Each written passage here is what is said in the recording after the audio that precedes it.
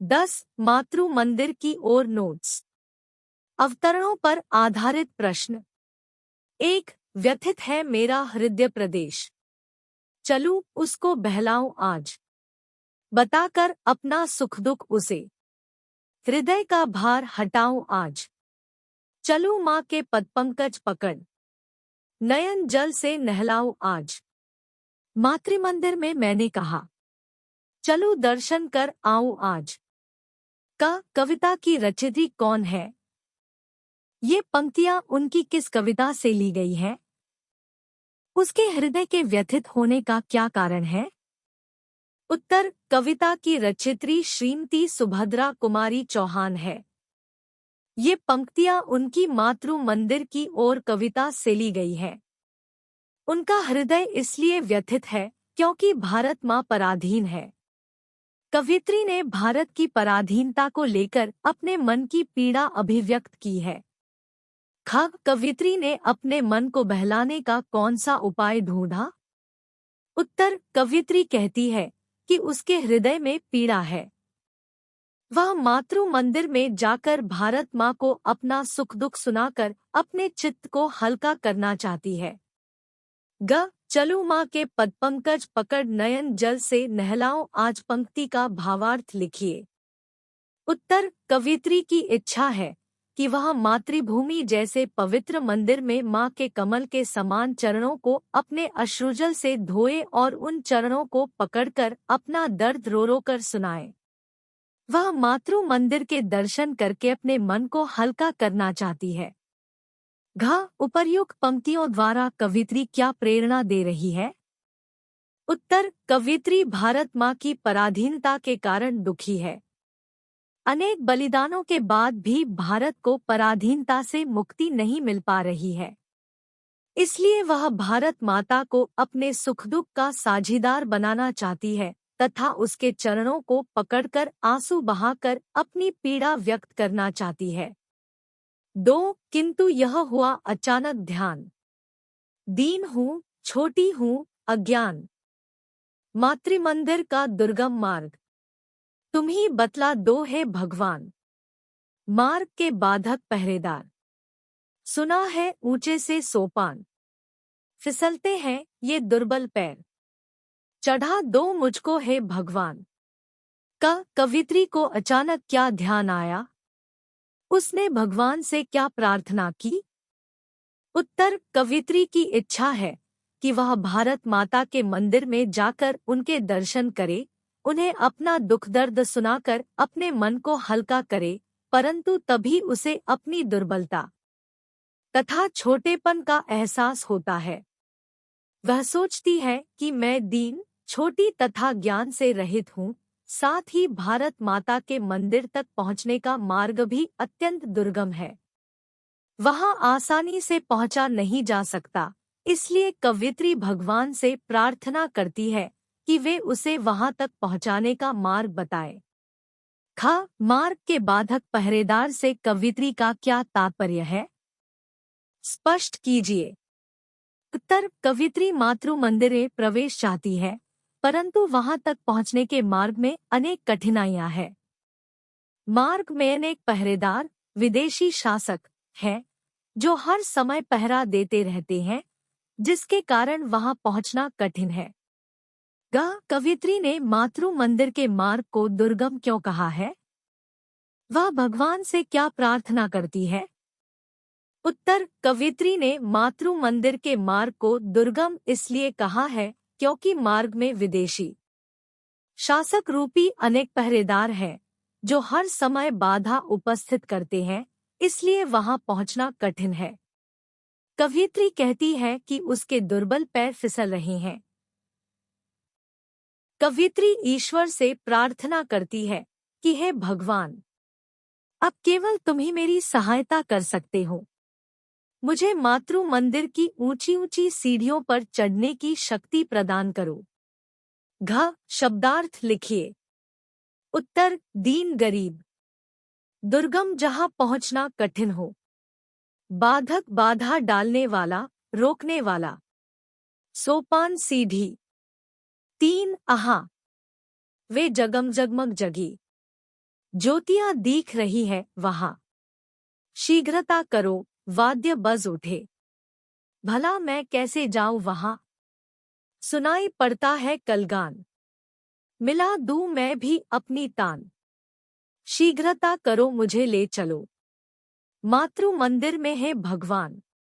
का ज्योतियां दिख रही है वहां पंक्ति द्वारा कवियत्री का संकेत किस ओर है?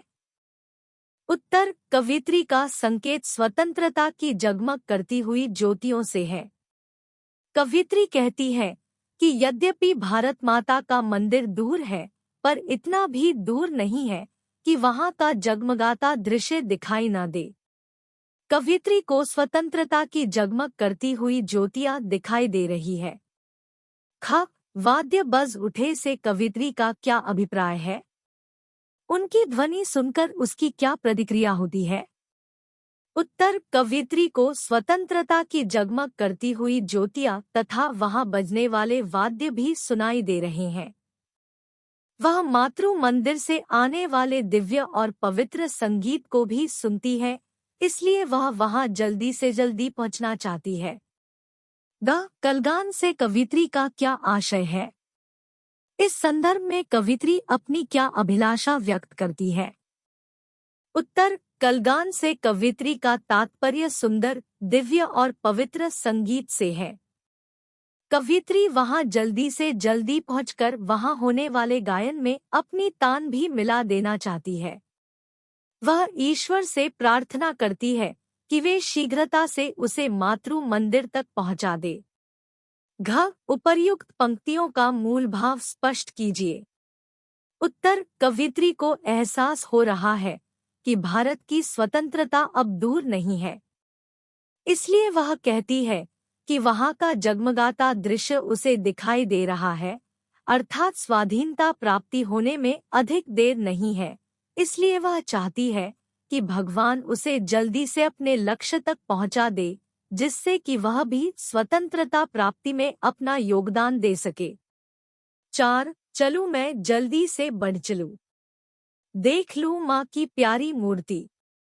आहा, वह मीठी सी मुस्कान, जगा जाती है न्यारी स्फूर्ति। उसे भी आती होगी याद? उसे हाँ आती होगी याद, नहीं तो रूठूंगी मैं आज, सुनाऊंगी उसको फरियाद। का उपर्युक्त पंक्तियों के आधार पर स्पष्ट कीजिए कि कवियत्री की क्या इच्छा है। उत्तर, कवियत्री को लगता है कि मातृमंदिर में जगमगाते दीपकों की लौ अपना प्रकाश बिखेर रही है। वह मातृमंदिर से आने वाले दिव्य एवं पवित्र संगीत को भी सुनती है, इसलिए वह जल्दी से जल्दी मातृभूमि के चरणों में पहुंचकर भारत माँ की प्यारी मूर्ति को देखना चाहती है। ख, मीठी सी मुस्कान का संदर्भ स्पष्ट कीजिए। उत्तर, मातृभूमि की मूर्ति अत्यंत दिव्य है। उसकी मुस्कान इतनी सुंदर है कि उसे देखते ही शरीर में नई स्फूर्ति का समावेश हो जाता है। भारत माँ के मुख पर मीठी सी मुस्कान देखकर उसके हृदय में भी नई स्फूर्ति का संचार होगा। ग, जगा जाती है न्यारी स्फूर्ति पंक्ति का आशय स्पष्ट कीजिए। उत्तर, भारत माँ की अलौकिक और दिव्य मूर्ति पर मीठी सी मुस्कान को देखकर कवियत्री के शरीर में एक नई स्फूर्ति का समावेश हो जाता है। घ, उपर्युक्त पंक्तियों का भावार्थ लिखिए। उत्तर, कवियत्री भारत के स्वतंत्रता संग्राम में अपना योगदान देने को तत्पर है। उसकी इच्छा है कि भारत शीघ्रता से विदेशी शासन से मुक्त हो और वह भारत माँ को मुस्कराता हुआ देख सके। भारत माँ के मुख पर मुस्कान देखकर उसे भी नई स्फूर्ति प्राप्त होगी, उसमें नया जोश एवं नई उमंग आ जाएगी। 5, कलेजा माँ का मैं संतान, करेगा दोषों पर अभिमान। मातृवेदी पर हुई पुकार, चढ़ा दो मुझको हे भगवान। सुनूंगी माता की आवाज़, होंगी मरने को तैयार। कभी भी उस वेदी पर देव न होने दूंगी अत्याचार, न होने दूंगी अत्याचार। चलो मैं हो जाऊं बलिदान। मातृमंदिर में हुई पुकार, चढ़ा दो मुझको, हे भगवान। का उपर्युक्त पंक्तियों में माँ की किस विशेषता का उल्लेख किया गया है और क्यों? उत्तर, कवयित्री कहती है कि माता के हृदय में अपनी संतान के प्रति ममता, स्नेह तथा वात्सल्य के भाव भरे होते हैं। माँ के हृदय की यह विशेषता होती है कि वह अपने बच्चों के दोषों को क्षमा कर देती है। अपने बच्चे के दोषों को देखकर भी उसके हृदय में बच्चों के लिए प्यार कम नहीं होता, बल्कि संतान के प्रति गर्व का भाव होता है। ख, मातृवेदी पर हुई पुकार का संदर्भ स्पष्ट कीजिए।